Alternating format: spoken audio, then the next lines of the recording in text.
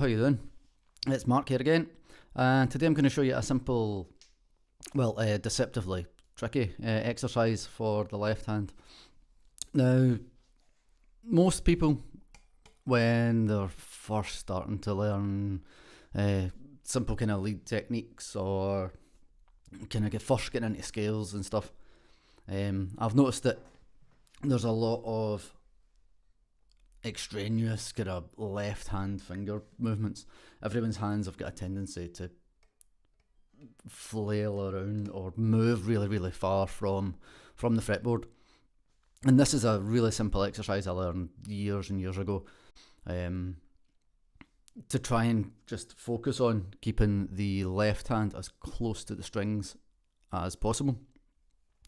You don't need the right hand. You don't even really need any volume for your guitar. It's very much just an exercise in finger independence and trying to get your brain to tell your fingers what to do. So I'll show you basically what I'm talking about. You can just do this sitting watching the TV, or you can use it as a simple warm-up exercise. But here it is. So we're going to start with the first finger on the low E string. And again, the frets don't even really matter, it's just the finger shape that we're playing here.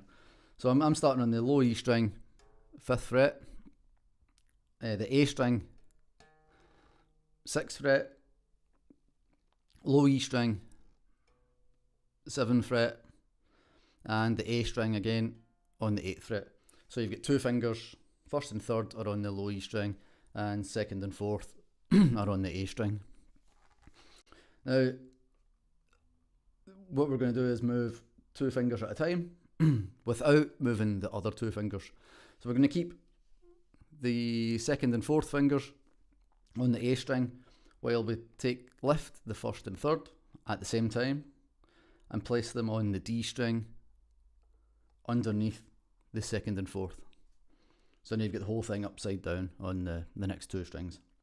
Then we're going to lift the 2nd and 4th at the same time and place them underneath the 1st and 3rd.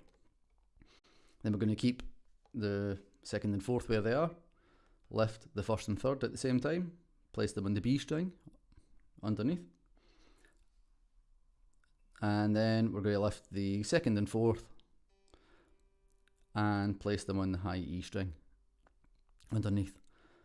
So we need to really keep in mind that everything that we're doing, we're lifting both fingers at the same time, and then we're going to work it back up while keeping the other two fingers down. So there's the 2nd and 4th, back on top of the 1st and 3rd, 1st and 3rd, back on top, 2nd and 4th, 1st and 3rd. Then you're back to the start again. So this is really an exercise in just keeping everything close and your brain telling your fingers to move these ones while keeping these ones down. And it's deceptively difficult. You should be able to kind of spider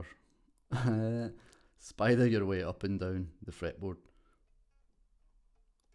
while you're keeping your fingers as close to the strings.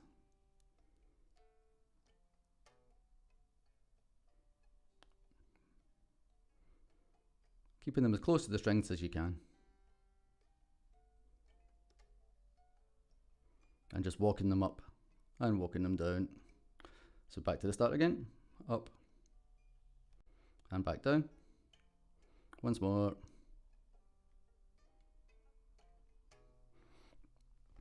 And I'll try that facing the camera a wee bit more.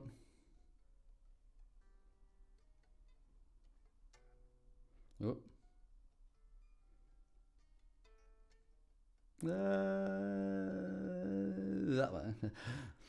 So it is deceptively tricky, but it's really good for a bit of independence and a bit of discipline for your fingers, and that's what you're looking for. You're looking for to try and keep your fingers as close to the strings as possible. Just a really wee quick video today. I've been working on other stuff through the week. And hopefully I'll get another good few videos up in the near future. So if you like that, hope you find it useful. Give it a wee share, give it a wee like, and I'll speak to you all fairly soon. Cheers folks, see you again.